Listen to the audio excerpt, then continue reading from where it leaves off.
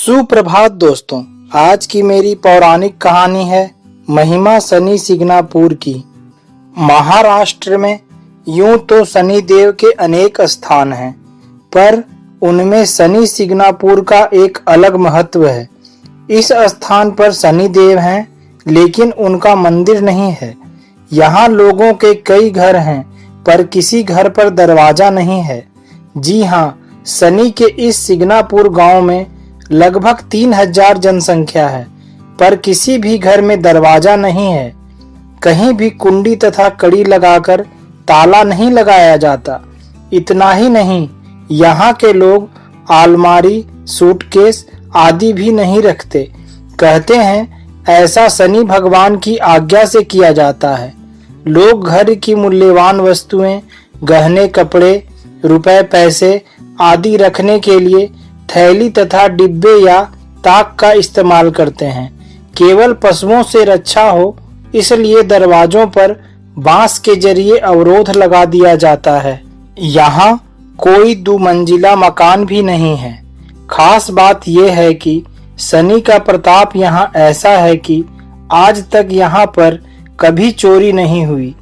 यहाँ आने वाले भक्त भी अपने वाहनों में ताला नहीं लगाते, फिर भी कभी किसी वाहन की चोरी नहीं हुई।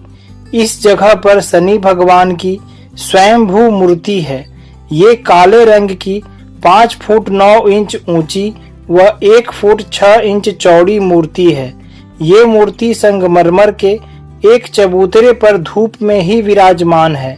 यहाँ शनि देव 8 प्रहर धूप, आंधी, तूफान, जाड़ा, गर्मी और बरसात हर मौसम में बिना छत्र धारण किए स्थापित रहते हैं। यहाँ अमीर हो या साधारण लोग, सभी भक्त हजारों की संख्या में प्रतिदिन दर्शन करने आते हैं। सिग्नापुर ग्राम एक छोटा सा गांव है, लेकिन बड़ा खूबसूरत बना हुआ है। इसके संदर्भ में एक कहानी है जो यहाँ के स्थानीय बुजुर्गों से सुनने को मिलती है कि लगभग 350 वर्षों पहले सिग्नापुर में मूसलाधार घमासान बारिश हुई। बारिश इतनी तेज थी कि सामने से कुछ स्पष्ट दिखाई नहीं दे रहा था। खेत, गांव सब पूर्ण रूप से पानी से भर चुके थे। किसी ने सोचा भी नहीं था कि इतनी तेज बारिश होगी। शायद अब तक वहां इतनी घनघोर बारिश कभी नहीं हुई थी। फलस्वरूप इस छोटे से गांव के आसपास बाढ़ आ गई। गांव के बगल से एक पानस नाला बहता था। उसी के जरिए श्री शनि भगवान की मूर्ति रूपी शिला बहकर आई और पास ही के बेर के पेड़ से अटक कर रुक गई। बारिश थोड़ी कम हुई तो बाढ़ का पानी भी कम हो गया। तब कुछ लोग अपनी झोपड़ी से बाहर निकले। ईश्वर की कृपा से अच्छी बारिश हुई, लेकिन गांव को कोई नुकसान नहीं हुआ। यह कहकर सभी संतुष्ट हुए। गांव में खेती के साथ साथ पशुपालन का भी व्यवसाय था, अतः गायें, भैंसें आदि चराने के लिए कुछ चरवाहे बच्चे मवेशी चराने के लिए पानस नाला के तट पर गए। वहां उन्हें बेर के पेड़ में एक काले रंग की बड़ी शिला दिखाई दी। वे सभी उत्सुकतावश उसे देखने के लिए उसके पास गए। इतनी बड़ी शिला यहाँ बहते बहते कैसे अटक गई? सभी बच्चे एक दूसरे से बातें करने लगे। करते करते वहां और 8-10 बच्चे इकट्ठा हो गए। बातचीत के क्रम में ही उन्होंने जिज्ञासावश अपनी लाठी की नोक से शिला को छेड़ना और कुरेदना शुरू कर दिया। शिला को कुरेदते ही उस स्थान से टप टप करके खून बहने लगा। जिस प्रकार एक बड़ी चोट के कारण जख्म हो जाता है, ठीक उसी प्रकार शिला पर भी दिखाई देने लगा। वह आघात स्पष्ट प्रतिबिंबित हो रहा था। खून को बहते देखकर लड़के डरने लगे। कुछ एक तो रक्तस्राव को देखकर भागने लगे। वे अपनी गायों को छोड़कर भागते हुए गांव में आए। गांव में उनसे सभी ने पूछा कि क्या हुआ, तुम लोग किस चीज से डरकर भाग रहे हो और अपनी सब गायें कहाँ हैं? उन्होंने सभी को शिला के बारे में बताया। हकीकत सुनकर सभी आश्चर्यचकित हो गए। शिला के रक्तस्राव की खबर हवा की तरह सर्वत्र फैल गई। सारे लोग घर बार छोड़कर वह करिश्मा देखने पहुंच गए। सभी इस चमत्कार को देखकर हतप्रभ थे। सोचने लगे कि अब क्या किया जाए। शाम भी ढल रही थी और अब रात होने लगी थी। सभी लोग उस समय वापस अपने घर चले गए कि कल सुबह कुछ करेंगे। रात में खा पीकर सभी सो गए।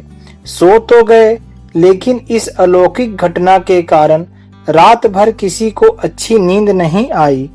कुछ लोग रतजग्गा करते रहे तो कुछ एक अनिच्छा से आंखें बंद कर सोने की कोशिश कर रहे थे। अचानक उसी रजनी बेला में गांव के एक व्यक्ति को थोड़ी सी नींद आई और नींद में ही उसके सपने में श्री शनिदेव आए और उन्होंने उससे कहा कि कल तुमने और गांव वालों ने जो कुछ देखा है वह सब सच है। वह आश्चर्यचकित होकर उनसे पूछता है कि हे भगवान, आप कौन हैं? तब श्री शनिदेव उसे बताते हैं कि भक्त, मैं शनिदेव हूँ। तुम लोगों को जो शिला दृष्टिगोचर हुई है वह मेरी है। तुम लोग मुझे वहां से उठाकर अपने गांव में ले आओ और यहाँ लाकर मेरी स्थापना करो। मैं हमेशा उसके जरिए तुम लोगों के सम्मुख रहूंगा। दूसरे ही दिन उसने सभी गांव के लोगों को अपने सपने के बारे में बताया, जिसे सुनकर सभी दंग रह गए। उस भक्त के कहने पर गांव के लोग बैलगाड़ी लेकर मूर्ति के पास पहुंचे, जो बेर के पेड़ में अटकी हुई थी। मूर्ति को उठाकर बैलगाड़ी में चढ़ाने के सभी ने भरपूर प्रयास किया, लेकिन वे सफल नहीं हुए। मूर्ति वहां से हिलने को भी तैयार नहीं थी। सभी लोग निराश तथा हताश हो गए। अंत में मूर्ति बैलगाड़ी में न चढ़ने के कारण लोग मायूस होकर अपने अपने घर लौट आए।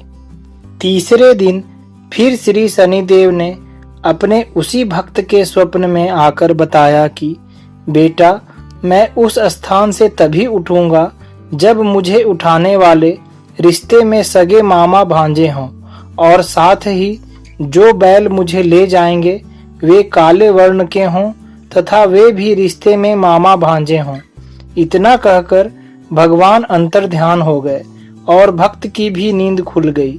सुबह उठकर उसने सबसे पहले यह सारी बातें गांव वालों को बताई, तो गांव वालों ने भी स्वप्न में बताए अनुसार वैसा ही किया। मूर्ति पहले जहां एक साथ अनेक लोगों द्वारा उठाने के बाद भी हिल तक नहीं रही थी, अब केवल 2 सगे मामा भांजे के उठाने से आसानी से उठ गई। आज जिस स्थान पर मूर्ति शोभायमान है, उस स्थान पर आते ही धरती में थोड़ी हलचल होनी शुरू हो गई और वहां पहुंचने के बाद मूर्ति वहां से हिलने को भी तैयार नहीं थी। तब सभी गांव वालों ने मिलकर उसी जगह पर मूर्ति की प्राण प्रतिष्ठा संपन्न की और इस चमत्कार के साक्षी गांव के सारे लोग थे। कई दिनों तक मूर्ति जमीन पर मामूली चबूतरे पर थी। अभी जो चबूतरा दृष्टिगोचर दिखता है वह तब नहीं था। इसकी भी एक पौराणिक कहानी है। सोनई के एक भक्त थे श्री जवाहर मल। धनी होने के बावजूद उन्हें कोई संतान नहीं थी, अतः उन्होंने श्री शनिदेव से करबद्ध प्रार्थना की कि हे भगवान, अगर मुझे संतान की प्राप्ति हुई तो मैं यहाँ आपके लिए एक सुंदर सा चबूतरा बना दूंगा। श्री शनिदेव के भक्त सेठ जी को कुछ दिनों बाद ही एक पुत्र रत्न की प्राप्ति हुई। उसने फौरन यहाँ आकर एक सुंदर सा चबूतरा बना दिया। उसने मूर्ति के चारों ओर 3 फीट का चबूतरा बनवाया और आज उसी पर श्री शनिदेव विराजमान हैं। हमारे सभी पापों और गलत कर्मों का सूक्ष्म परीक्षण कर दंड देने का दायित्व शनिदेव पर ही है। हमें पूजा पाठ, मंत्र, जप और हवन के अलावा अपने कर्मों को सुधारने का भी प्रयास करना चाहिए। जिससे शनि देव की कुदृष्टि से बचा जा सके। शनिवार के दिन शनि देव की पूजा के पश्चात उनसे अपने अपराधों एवं जाने अनजाने जो भी हमसे पाप कर्म हुआ हो उसके लिए क्षमा याचना करनी चाहिए। हमारे कर्मों के अनुसार ही दंड भी देते हैं श्री शनिदेव। शनिदेव न्याय करता है। जो व्यक्ति पाप हमेशा करता रहता है, जिस दिन उस पर शनि की 7.5 चढ़ती है तो उसके सारे पापों का हिसाब किताब स्वयं शनिदेव करते हैं। जब आप सबसे छिपाकर कोई पाप कर रहे होते हैं तब उस समय श्री शनिदेव की नज़र आप पर बनी रहती है और समय आने पर वह आपको उचित दंड भी देते हैं। शनि की 7.5 ही होती है जो धनवान को कंगाल तक बना देती है। जय श्री शनिदेव। दोस्तों, अगर कहानी अच्छी लगे तो हमारे चैनल को लाइक और सब्सक्राइब जरूर करें।